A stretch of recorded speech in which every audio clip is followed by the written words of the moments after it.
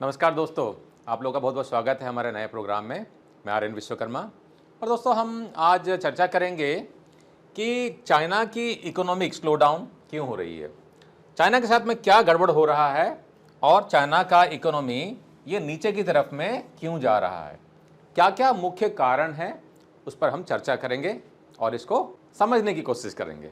अब इकोनॉमी की दोस्तों बात कर रहे हैं तो सबसे पहले जरा हम जीडीपी ग्रोथ देख लेते हैं। तो अगर दोस्तों हम लोग जीडीपी ग्रोथ की अगर बात करते हैं तो यहाँ पर देख सकते हैं 2013 में चाइना की जीडीपी 7.77% था और उसके बाद से देख सकते हैं कि डाउनफॉल हुआ शुरू।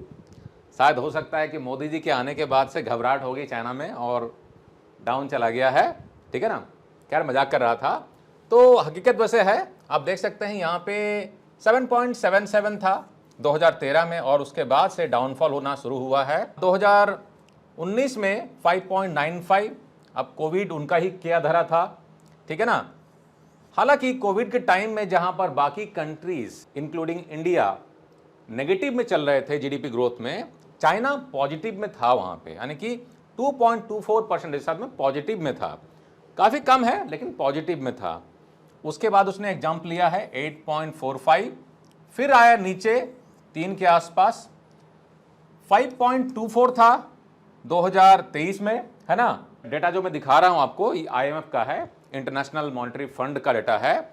तो आईएमएफ का जो प्रोजेक्शन है कि आने वाले टाइम में 2029-30 तक ये नीचे ही जाने वाला है, ठीक है ना, यानी कि 3 के आसपास में रहने वाला है चाइना का जीडीपी ग्रोथ। और अगर इंडिया से कंपैरिजन करते हैं तो इंडिया का कहीं बेटर रहने वाला है। तो इंडिया के पर्सपेक्टिव से देखें तो हमारे लिए बहुत ज़्यादा अपॉर्चुनिटीज़ हैं। वैसे अगर लास्ट 10 ईयर्स का देखते हैं हम यहाँ पे, तो 2014 में, और जैसा कि मैंने बताया था मोदी जी आए थे, तो 7.3% है ना। और उसके बाद से देखिए डाउनफॉल होना शुरू हुआ है। कोरोना का टाइम 2.3, एक जंप लिया है यहाँ पे, पॉजिटिव था 2021 में, 22 में फिर 3 और 23 में 5.2 में है और आने वाले टाइम में उम्मीद है कि 3 के आसपास ही रहने वाला है। अब अगर चाइना का कुछ प्रमुख हम लोग सेक्टर को ले लेते हैं, जैसे कि मैन्युफैक्चरिंग ले लिया, रिटेल एंड हॉस्पिटैलिटी ले लेते हैं और टेक्नोलॉजी एक्सपोर्ट को, और इसको अगर हम लोग प्री कोविड और पोस्ट कोविड से अगर कंपैरिजन करते हैं, है ना, तो कोविड से पहले 2018-19 में ये 7% के रेट पे ग्रोथ कर रहा था, ये 6% और ये 10% के रेट पे ग्रो कर रहा था, यानी कि मैन्युफैक्चरिंग सेक्टर में ग्रोथ था 7% का, ये प्लस में था, ठीक है। रिटेल एंड हॉस्पिटैलिटी भी प्लस में जा रहा था, टेक्नोलॉजी एक्सपोर्ट भी काफ़ी ज़बरदस्त हो रहा था। कोविड में डाउनफॉल है, सब में माइनस माइनस ही है, 3% माइनस या 6% माइनस है, यहाँ पर 5% का माइनस है मैन्युफैक्चरिंग, रिटेल और टेक्नोलॉजी में। हालांकि पोस्ट कोविड अगर देखें 2023 में अगर हम लोग देखते हैं तो रिकवरी किया है, यानी कि तीनों एरिया में प्लस में ही है, लेकिन अभी भी ओवरऑल इनका जो ग्रोथ हो रहा था उतना अब नहीं है, ठीक है ना। तो ये रहा pre Covid and post Covid का कंपैरिजन चाइना के 3 क्रिटिकल एरिया में। अब देखते हैं दोस्तों कुछ प्रमुख जो मीडिया हाउसेस हैं उनका क्या कहना है चाइना का इकोनॉमिक स्लोडाउन के बारे में। ये रियूटर है, तो रियूटर का क्या कहना है, China Q2 GDP grows less than forecast, forecast के हिसाब से कम ग्रो कर रहा है। Factory output, retail sales growth slows, ये भी नेगेटिव में है। More policy support seen needed to keep growth on track, मतलब ट्रैक पे लाने के लिए काफी कुछ चाइना को करने की जरूरत है, पॉलिसी चेंज करने की जरूरत है। हालांकि चाइना ने काफी कुछ इसमें काम किया है ना। और अगर अभी हम लोग देखें 2024 में देखें तो थोड़ा सा पॉजिटिव ट्रेंड आया है। तो यहां पर अगर हम लोग, ये रियूटर का ही ग्राफ है, Q2 GDP growth slower then expected, है ना। ये ईयर ऑन ईयर जीडीपी का ग्रोथ है और ये क्वार्टर ऑन क्वार्टर का है जो कि ऑरेंज कलर में दिखाया गया है। तो यहां पर देखते हैं तो Q2 ऑफ 2024 में 4.7% है, जो कि एक्सपेक्टेड था 5.1 तक रहने का, उससे कम ही है ये, ठीक है ना। और क्वार्टर ऑन क्वार्टर जो है 0.7% का इंप्रूवमेंट है। तो पॉजिटिव है थोड़ा सा ट्रेंड, लेकिन जो एक्सपेक्टेड था उतना नहीं है। अब ये न्यूयॉर्क टाइम का हेडलाइन है, China's economy slow sharply as housing troubles squeeze spending. लोग वहां पर बचत कर रहे हैं, खर्चा नहीं कर रहे हैं। इनफैक्ट वहां पे जो अभी टर्मोइल चल रहा है मार्केट में लोगों का जो कॉन्फिडेंस है, चाइनीज पॉपुलेशन का जो कॉन्फिडेंस है काफ़ी डाउन हुआ है और वो स्पेंडिंग कम कर रहे हैं और सरकार उनको फोर्स कर रही है कि आप स्पेंडिंग करो। क्योंकि दोस्तों देश की अर्थव्यवस्था तब चलती है जब लोग खर्च करते हैं। जब खर्च करेंगे तो डिमांड बढ़ेगा, जब डिमांड बढ़ेगा तो कंपनियां मैन्युफैक्चरिंग करेगी, प्रोडक्शन बढ़ेगा, है ना, और ओवरऑल जो इकोनॉमिक साइकिल रहता है चलने लगता है। बहुत सारे और भी पॉलिसी इश्यूज हैं जिसके वजह से उनका स्पेंडिंग कम हो रहा है, ठीक है ना। खैर आगे में इस पर चर्चा करेंगे हम। एक और हेडलाइन देख लेते हैं। वर्ल्ड इकोनॉमिक फोरम का ये हेडलाइन है, where is China's economy headed, कहां जा रहा है भाई, है ना। और ये जून 27 का ही खबर है।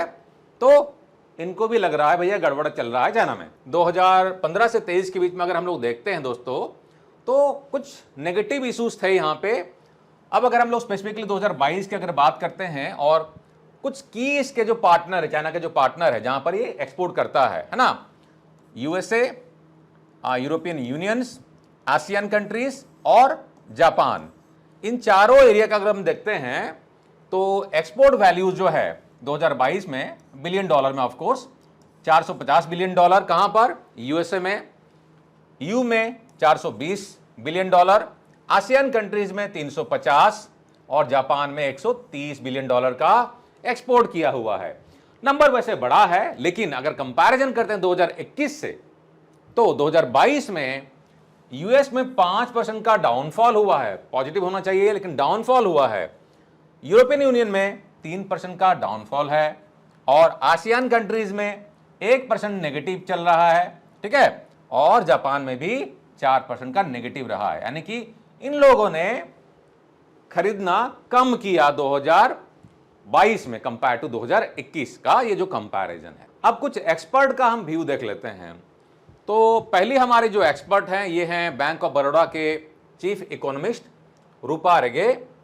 इनका कहना है the Chinese industrial downfall offers an opportunity for the Indian market, Bharat की मार्केट के लिए अपॉर्चुनिटी है to take back their lost exports. Bharat की अर्थव्यवस्था दोस्तों अगर आप कंपैरिजन करते हैं अंग्रेजों के आने से पहले, मुगलों के आने से पहले, तो भारत सोने की चिड़िया कहलाती थी।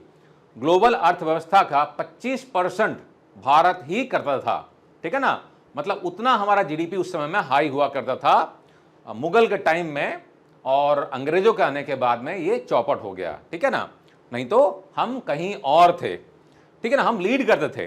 तो इनका कहना है बिल्कुल सही है कि जो हमने लॉस्ट किया है मार्केट को कैप्चर कर सकते हैं। हमको देखना है कि भाई हम कहां से बिजनेस को ग्रैब कर सकते हैं and it opens the door for Indian company. तो चाइना का अगर लॉस हो रहा है तो भाई हम ग्रैब करें, हम क्यों छोड़े, है ना, हमको अपॉर्चुनिटी को छोड़ना नहीं चाहिए। कुछ और देख लेते हैं व्यू। डॉक्टर डीके जोशी जो हैं चीफ इकोनॉमिस्ट हैं क्राइसिल जो रेटिंग संस्था है, इनका कहना है the slowing down of the Chinese economy led to lower commodity prices.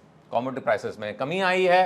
Commodity prices include buying, selling और trading raw product, oil, gold, ठीक है ना, coffee, includes agriculture and household product. इनमें कमी आई है, लोगों ने खरीदना भी कम कर दिया है वहां पे, इससे टर्मोइल पर असर पड़ा है, ठीक है ना। एक और एक्सपर्ट ले लेते हैं, डॉक्टर NR भानुमूर्ति।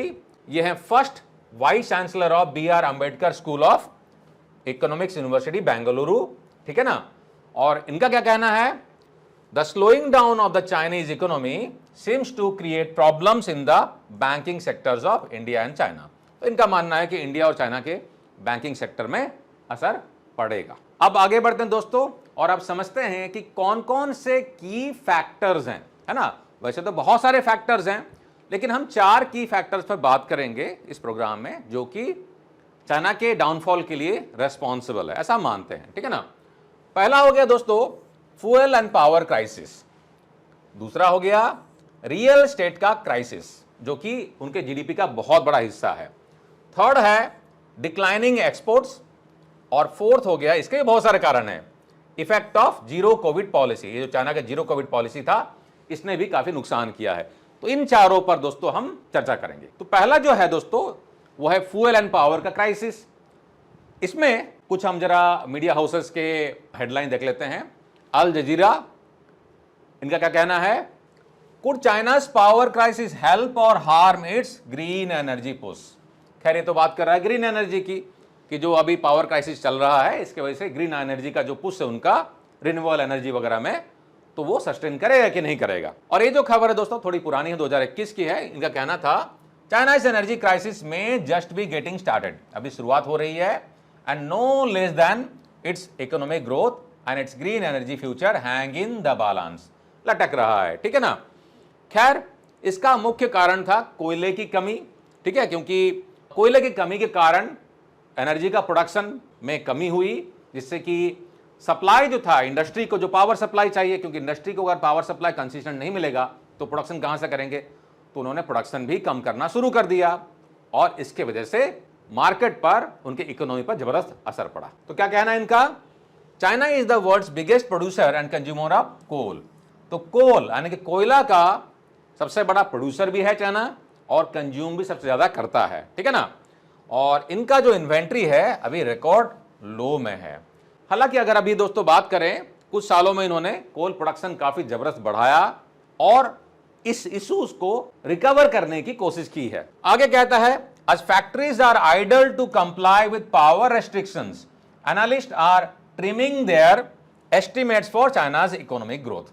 अब चूंकि पावर सप्लाई नहीं हो रहा है, पावर का रेस्ट्रिक्शंस है, तो कंपनियां भी फैक्ट्रीज को बंद कर रही है, या जो भी उनका नॉर्म्स होता है कि 2 शिफ्ट की जगह में 1 शिफ्ट चलाएंगे, 3 शिफ्ट की जगह 1 शिफ्ट चलाएंगे, 6 दिन 7 दिन की जगह में 4 दिन 5 दिन चलाएंगे वगैरह वगैरह। अब इससे क्या होगा, इकोनॉमी पे असर पड़ेगा। तो जो एनालिस्ट हैं उन्होंने भी चाइना के बारे में जो प्रेडिक्शंस था कि इनका ग्रोथ इतना होने वाला है, उन्होंने भी इसमें रिवीजन करना शुरू कर दिया। अब अगर लेटेस्ट खबर की बात करें तो ये देखिए 11 अप्रैल 2024 का खबर है, स्काई न्यूज के हवाले से। New coal plants in China soar, काफी उन्होंने बढ़ाया है नया कोल प्लांट, क्योंकि बिजली की कमी, तो उससे निकलने के लिए चाइना ने अपना कोल प्रोडक्शन को बढ़ाया है। क्योंकि चाइना ने पहले प्लेज किया था कि हम कोल पर डिपेंडेंसी कम करेंगे और रिन्यूएबल एनर्जी को बढ़ाएंगे, लेकिन उनका इकोनॉमी पर इतना बड़ा असर हुआ कि उन्होंने उसको चेंज किया कि नहीं, पहले कोल का प्रोडक्शन करो, एनर्जी प्रोड्यूस करो, इकोनॉमी सफर नहीं करे, ग्रीन रिवोल्यूशन बाद में करते रहेंगे। तो यहां पर देखिए क्या कह रहा है, in 2021 China promise to strictly control new coal power. तो उन्होंने प्रॉमिस किया था कि हम कोल पावर में ज्यादा इन्वेस्ट नहीं करेंगे, उसमें कमी लाएंगे। 2 years लेटर इट सर्ज्ड, उन्होंने बढ़ा दिया, ठीक है। Global energy monitor found fuelling fear about further emission, जो एमिशन उनका बढ़ा है और ऐसा माना जाता है करीबन ग्लोबल एमिशन का 27% चाइना ही अकेला कंट्रीब्यूट करता है, जो कि भारत में अप्रोक्सीमेटली 7% का है। दूसरा जो बड़ा इशू है चाइना का, जो इकोनॉमिक स्लोडाउन का, वो है रियल एस्टेट का क्राइसिस। अब रियल एस्टेट मतलब बिल्डिंग बनाना, रेसिडेंशियल कॉम्प्लेक्स बनाना, कमर्शियल कॉम्प्लेक्स बनाना वगैरह वगैरह, ये बहुत बड़ा बिजनेस था। और रियल एस्टेट बिजनेस जो है चाइना की जीडीपी में करीबन 29% का कंट्रीब्यूशन करती है। तो देखिए यहां पर क्या कह रहा है, चाइना's real estate sector is highly significant, ये 29% ऑफ द जीडीपी कंट्रीब्यूट करता है, लेकिन 2021 के बाद से sector has experienced A down turn, है ना। इसमें बहुत सारे इश्यूज हैं। पहली बात तो दोस्तों ये है कि चाइना में जो भी रेसिडेंशियल कॉम्प्लेक्स वगैरह बनाए जाते हैं, और इनफैक्ट रेसिडेंशियल ही नहीं, कमर्शियल कॉम्प्लेक्स जो बनाए जाते हैं, काफी सारे जगहों में अंधाधुंध बनाए जा रहे थे, क्योंकि ये इकोनॉमी को बूस्ट देता है। लेकिन जरूरत है नहीं है इसका स्टडी नहीं, है ना, बनाए जाओ बनाए जाओ। तो बहुत सारे जो मॉल्स वगैरह हैं या बहुत सारे जो सोसाइटियां जो बनाई गई थी वहां पे, वो घोस्ट टाउन या घोस्ट सोसाइटी या घोस्ट मॉल के रूप में डिक्लेयर किया गया। मतलब कोई रहता नहीं है, बनाए गए हैं क्योंकि सरकार जो है वहां पर जनता को और बहुत सारे लोगों को प्रेशराइज करती है कि आप खरीदिए, आपके पास में एक मकान है आप दूसरा खरीदिए, दूसरा मकान है तीसरा खरीदिए, बैंक में पैसा पड़ा हुआ तो पैसा क्यों रखा है, मतलब एक्सपेंडिचर करो, खर्चा करो। ये सरकार, ये अभी 2024 की बात कर रहा हूं मैं, घर घर में जाके सरकार चेक कर रही है आपके पास में क्या है, आपके पास में टीवी और फ्रिज कितना है, पुराना क्यों रखा है आपने, उसको नया खरीदिए, पुराने वाले को फेंकिए, आप इतने साल पुराना टीवी फ्रिज वगैरह नहीं रख सकते हैं।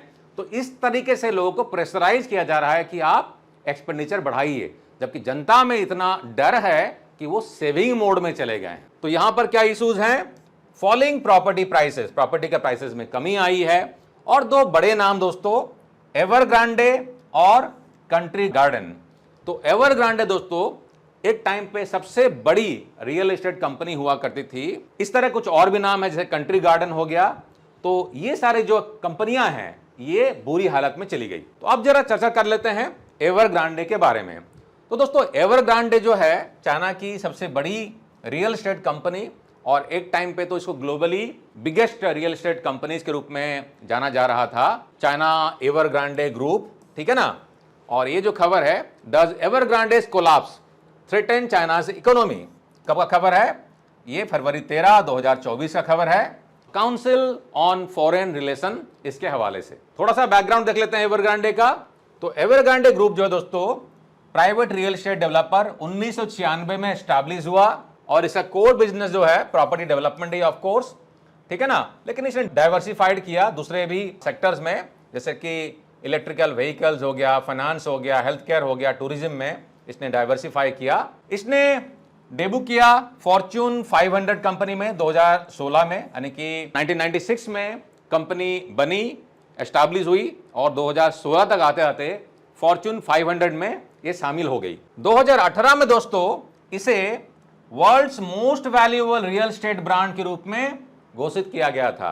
यानी कितनी जल्दी जल्दी देखिए इसमें बदलाव हुआ। 2018 में एक तरीके से ये बहुत अच्छी स्थिति में थी, लेकिन 2021 में, यानी कि दिसंबर 2021 में यूएस ने इसको रेस्ट्रिक्टेड डिफॉल्ट में कैटेगरी में डाल दिया, और अगस्त 2023 में एवरग्रांडे ग्रुप जो है इसने चैप्टर 15 बैंक्रप्सी के लिए फाइल किया। तो दोस्तों जो की प्लेयर चाइना के रियल एस्टेट मार्केट में है, या चाइनीज डेवलपर की अगर बात करते हैं, मेजर चाइनीज डेवलपर की बात करेंगे, तो एक हो गया एवरग्रांडे ग्रुप, दूसरा हो गया कंट्री गार्डन, और तीसरा हो गया सुनक चाइना।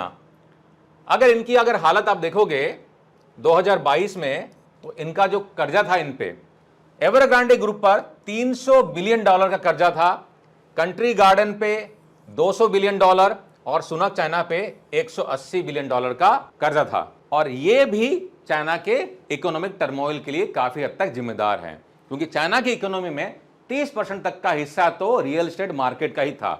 अब इनका कोलैप्स होना एक बहुत बड़ा रीजन है। नेक्स्ट बात करते हैं दोस्तों, तीसरा पॉइंट हमारा है डिक्लाइनिंग एक्सपोर्ट। तो दोस्तों थर्ड जो क्रिटिकल इश्यूज हैं चाइना के डिक्लाइन के लिए, ग्लोबल जो उनका स्लो डाउन चल रहा है, वो है डिक्लाइनिंग एक्सपोर्ट। तो एक्सपोर्ट में डिक्लाइन होना ये चाइना का जो जीडीपी का डाउनफॉल है, इसके लिए भी काफी बड़ा रेस्पॉन्सिबल है। तो दोस्तों चाइना को काफी लंबे समय तक वर्ल्ड की फैक्ट्री कहा जाता था, ठीक है ना।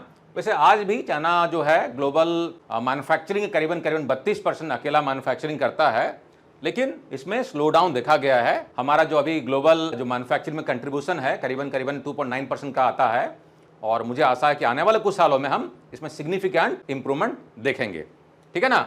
लेकिन ये जो डिमांड है चाइना की अगर बात करें तो काफ़ी स्लो डाउन हुआ है, ठीक है ना, क्योंकि इसके लिए कुछ तो बड़े कारण है कि जो ट्रेड टेंशन चल रहा है यूएस के बीच में, चाइना के बीच में, प्लस यूरोपियन कंट्रीज के बीच में। स्पेशली इसके वजह से क्या होता है, चाइना का जो इलेक्ट्रॉनिक्स मार्केट है, ऑटोमोबाइल मार्केट है, और टेक्सटाइल मार्केट जो है बहुत बुरी तरह से मार खाया। तो दोस्तों ये जो ट्रेड टेंशन चल रहा है चाइना और यूएस के बीच में, एक तो चाइना का बड़ा इशू है कि इसका बॉर्डर इशू अपने सारे नेबरिंग कंट्रीज के साथ में चलता ही रहता है, चाहे वो इंडिया हो, चाहे तिब्बत ले लीजिए, चाहे तो ताइवान ले लीजिए, सभी के साथ में इसका कुछ ना कुछ प्रॉब्लम चलता रहता है। जितने भी नेबरिंग कंट्रीज है सभी के साथ में खटर पटर चलता रहता है। इनफैक्ट रसिया के साथ में भी प्रॉब्लम है, ठीक है। अब इन सब ट्रेड टेंशन की वजह से काफी सारी कंपनियां चाइना से निकल के बाहर जा रही है। तो एक जरा खबर देख लेते हैं, ये फ्राइडे 1 मार्च 2024 का खबर है, याहू फाइनेंस के हवाले से। क्या कहता है, why these 27 western brands are abandoning China, China से निकल के क्यों जा रही है। तो दोस्तों काफी सारी कंपनियां अगर पिछले कुछ सालों में अगर देखें तो चाइना से निकल के दूसरे कंट्रीज में जा रही हैं। अगर कुछ बड़े नाम अगर हम लोग ले लेते हैं जो चाइना से निकल के गई हैं, कुछ तो पूरी तरह से गई है, कुछ पार्सली शिफ्ट किया है, या कुछ ने ऑल्टरनेटिव सोर्स के रूप में भी शिफ्ट किया है। तो अगर बड़े नाम ले लें तो एक एप्पल आता है, ठीक है ना।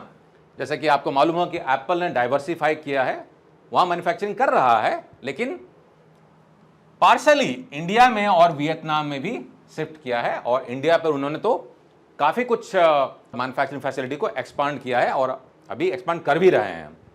दूसरा हो गया टेस्ला, टेस्ला का बिगेस्ट मार्केट चाइना ही है, लेकिन अब चाइना में जो उनके लोकल जो कंपनियां हैं, जैसे कि BYD हो गया, नियो हो गया, बहुत सारी कंपनियां हैं जो कि होम ग्रोन कंपनियां हैं, वो जबरदस्त टक्कर दे रही है टेस्ला को। और ईवी मार्केट में चाइना के खुद के बहुत सारे रेस्ट्रिक्शन है। चाइना का जो बिजनेस करने का जो तरीका है कि हम किसी को आने नहीं देंगे, लेकिन हम सब जगह में जाके बिजनेस करेंगे, ठीक है ना। वहां पर देखो आपका गूगल नहीं चलता है, आप वहां पर ट्विटर यूज नहीं कर सकते हो, तो ऐसे बहुत सारे सोशल मीडिया के जो सिस्टम्स हैं वो चलते नहीं चाइना में। लेकिन चाइना चाहता है कि मेरे सिस्टम जो है सब जगह हम इस्तेमाल करें, ठीक है ना। चाइना का जो ये सिस्टम है ये वर्ल्ड के लिए कंसर्न है एक तरीके से, ठीक है ना। नेक्स्ट जो कंपनी दोस्तों इंटेल, ठीक है, इंटेल भी अपना इन्वेस्टमेंट आउटसाइड ऑफ चाइना काफी कुछ कर रहा है, यूएसए में और यूरोपियन कंट्रीज में। और नेक्स्ट जो है डेल, तो डेल ने भी अनाउंस किया है to shift some of its manufacturing operations China से बाहर, तो ये मैक्सिको में और वियतनाम में एक्सपांड कर रहा है। नाइकी जो है, नाइकी ने भी एक्सपांड करना शुरू किया है दूसरे जगहों में। तो ये कुछ की कंपनियां हैं जो कि चाइना से बाहर पार्सली या होली चली गई हैं। अब अगर इंडिया की बात करें दोस्तों, तो काफी सारी कंपनियां इंडिया में भी शिफ्ट किया है, अब पूरी तरह से नहीं तो पार्सली ही सही। जैसा कि मैंने बताया आपको, एप्पल ने अपना आईफोन का मैन्युफैक्चरिंग इंडिया में शुरू किया है और काफी अच्छा रेस्पॉन्स है और जबरदस्त तरीके से ग्रो कर रहा है और यहां से एक्सपोर्ट भी कर रहा है अच्छी तरह से। फॉक्सकॉन एक बड़ा नाम है दोस्तों, जो कि एप्पल के लिए मैन्युफैक्चरिंग करता है, एप्पल का की सप्लायर है, तो अपना इलेक्ट्रॉनिक्स प्रोडक्ट जो है ये चाइना के अलावा इंडिया में भी मैन्युफैक्चरिंग कर रहा है। नेक्स्ट जो है दोस्तों विस्ट्रॉन, तो विस्ट्रॉन भी एप्पल का एक की सप्लायर है, तो विस्ट्रॉन ने भी अपने बिजनेस को एक्सपांड किया है, अपना स्मार्टफोन और टैबलेट का बिजनेस इंडिया में मैन्युफैक्चरिंग कर रहा है। अब सैमसंग ने भी अपने बिजनेस को समेटना शुरू किया चाइना से और इंडिया में काफी अच्छा इन्वेस्टमेंट कर रहा है सैमसंग जो है। उसी तरीके से डेल कंपनी जो है, तो डेल ने भी अपना लैपटॉप और डेस्कटॉप का बिजनेस चाइना के अलावा इंडिया में करना शुरू किया है। और लेनोवो खैर चाइनीज कंपनी ही है, ठीक है ना, इसने भी अपना मैन्युफैक्चरिंग इंडिया में करना शुरू किया स्मार्टफोन और टैबलेट्स का। तो ये कुछ की बेनिफिट्स इंडिया को हो रहे हैं चाइना से बिजनेस शिफ्ट होने के वजह से। और दोस्तों फोर्थ जो की इशू है वो है जीरो कोविड पॉलिसी इंपैक्ट। तो दोस्तों हमको मालूम है कि कोविड के टाइम में कितना बड़ा इशू हुआ था ग्लोबली। काफी लोगों का मानना है कि चाइना का ही किया धरा सब कुछ है, लेकिन चाइना ने भी इसके वजह से काफी बुरी तरह से सफर किया और चाइना ने जीरो कोविड पॉलिसी बनाया था और इसके वजह से 2020 से लेकर 2022 तक बहुत बड़ा लॉकडाउन चाइना ने काफी सारे शहरों में लगाया। जैसे कि संघाई में काफी महीनों तक का लॉकडाउन था और इसके वजह से फैक्ट्रियां वहां पे बहुत दिनों तक बंद रही। अब फैक्ट्रियां बंद रहेंगी तो प्रोडक्शन बंद रहेगा, प्रोडक्शन बंद रहेगा तो लोगों के पास में सैलरी नहीं रहेगी, तनख्वाह नहीं मिलेगी, तनख्वाह नहीं मिलेगी तो क्या होगा, वो कंजम्पशन करना कम करेंगे, कंजम्पशन कम करेंगे तो डिमांड कम होगा, डिमांड कम होगा तो कंपनियां मैन्युफैक्चरिंग कम करेंगी, है ना। तो एक तरीके से साइकिल ये बन जाता है और ओवरऑल में इकोनॉमी पर ये इंपैक्ट डालता है, ठीक है ना। तो ये जो जीरो कोविड पॉलिसी का जो बड़ा इंपैक्ट था, ये भी चाइना के बिजनेस को या जीडीपी को काफी हद तक इकोनॉमी को इंपैक्ट किया, ठीक है ना। अभी इसको रिकवर कर रहा है, रिकवर करने में लेकिन अभी टाइम लगेगा, क्योंकि उनके प्रोडक्शन कम होने की वजह से उन पर जो डिपेंडेंट कंपनियां थी, कंपनियां भी काफी ऑर्डर करती चाइना को, हमको माल सप्लाई करो। अब चाइना में अगर प्रोडक्शन बंद है, फैक्ट्री अगर बंद है इसके वजह से, कोविड की वजह से, तो वो क्या करेंगी, ऑल्टरनेटिव सोर्सेज को ढूंढेंगी। ऑल्टरनेटिव सोर्सेज चला गया, शेयर ऑफ बिजनेस उनका कहीं और चला गया, तो क्या होगा, फिर से चाइना की इकोनॉमी पर इंपैक्ट पड़ेगा। तो ये भी एक बहुत बड़ा कारण था चाइना की इकोनॉमी में इंपैक्ट करने का, इनका जो जीरो कोविड पॉलिसी का जो इंपैक्ट। तो दोस्तों हमने 4 की इश्यूज पर डिस्कशन किया है, वैसे बहुत सारे और भी फैक्टर्स हैं जो कि इंपैक्ट करते हैं किसी भी कंट्री के इकोनॉमी के लिए, ठीक है ना।